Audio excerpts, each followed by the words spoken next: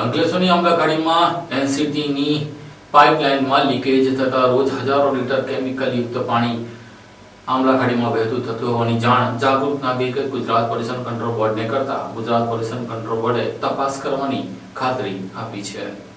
અંકલેશ્વરની આંબલાખાડીમાં એક ટીપું કેમિકલયુક્ત પ્રદૂષિત પાણી વહેતું થવું ના જોઈએ તેવો ચોખ્ખો આદેશ એનજીટી દ્વારા આપવામાં આવ્યો છે, છતાં ઉદ્યોગોનું કેમિકલયુક્ત પાણી વરસાદી પાણી જોડે છોડી દેવામાં આવે છે, જેને લઈને વારંવાર આ મામલે ગુજરાત પોલ્યુશન કંટ્રોલ બોર્ડને ફરિયાદ કરવામાં આવે છે, પરંતુ આજ દિન સુધી આવી ફરિયાદો મામલે ગુજરાત પોલ્યુશન કંટ્રોલ બોર્ડ દ્વારા જે તે કંપની સામે જેટલા કડક પગલાં ભરાવા જોઈએ તેટલા ભરાયા નથી, તેમજ આ મામલે જે પગલાં ભરાવા જોઈએ તે ભરાયા નથી તેવું લોકોની ફરિયાદ છે।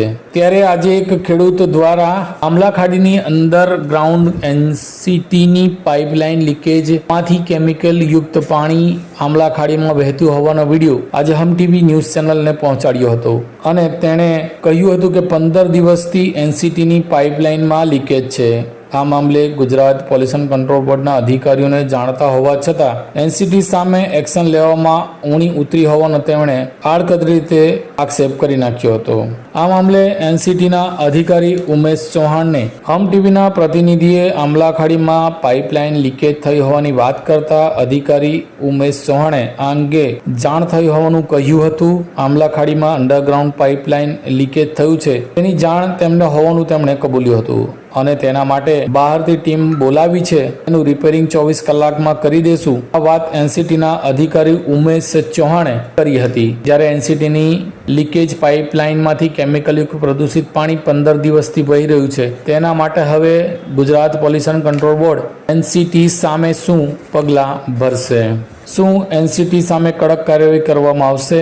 આ મામલે મીડિયાએ ગુજરાત પોલ્યુશન કંટ્રોલ બોર્ડ અંકલેશ્વરના અધિકારી ડોક્ટર જિગીશાને પૂછતા તેમણે અપીલ કરી હતી કે આ મામલે ચોક્કસ તપાસ થશે અને જે કોઈ ખેડૂતોને આવી કોઈ ફરિયાદ મળે તો ખેડૂતો સીધો જ ફરિયાદ જીપીસીબીને કરશે તો ચોક્કસ અમે જે તે કંપની સામે પગલાં ભરીશું એવું તેમણે મીડિયાને ટેલિફોનિક વાતચીતમાં જણાવ્યું હતું। ત્યારે હવે જોવાનું રહ્યું કે આગામી દિવસોમાં ખેડૂતો કે અન્ય લોકો ગુજરાત પોલ્યુશન કંટ્રોલ બોર્ડના અધિકારીને ફરિયાદ કરશે તો આ મામલે કેવા એક્શન લેવાશે। ત્યારે આંબલાખાડીમાં એનસીટી જ નહીં પણ અન્ય કેટલીક કંપનીઓ પણ કેમિકલયુક્ત પાણી છોડતી જ હોય છે, તો તેમની સામે પણ પગલાં ભરાવા જોઈએ। હાલ તો એનસીટીની લાઇન લીકેજ થઈ છે, તે મામલે જોવું રહ્યું કે આગામી દિવસોમાં ગુજરાત પોલ્યુશન કંટ્રોલ બોર્ડ શું પગલાં ભરે છે।